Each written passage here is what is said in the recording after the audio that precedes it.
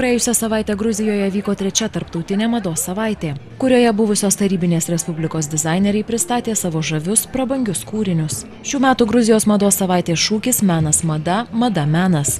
Vienas didžiausių šalyje vykusių tarptautinių renginių įtrauktas į pasaulio mados savaičių katalogą.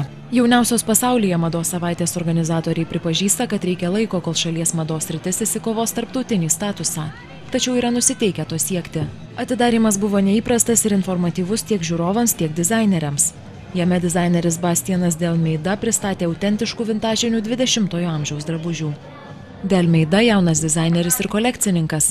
Pernai balandį atidarė parduotuvę Paryžiaus centre, kurioje parduoda geriausius savo vintažinius kūrinius. 15 Gruzijos ir 3 užsienio dizaineriai Tbilisyje pristatė 2011 rudens ir žiemos kolekcijas. Daugelis ypač vertino galimybę sudalyvauti mados savaitės seminaruose. Gruzijos mados savaitės pradėtos rengti 2010-aisiais. Nuo tada įvyko 25 madų pristatymai, juose savo kūrinius pademonstravo 35 Gruzijos, kaimyninių šalių ir Europos dizaineriai.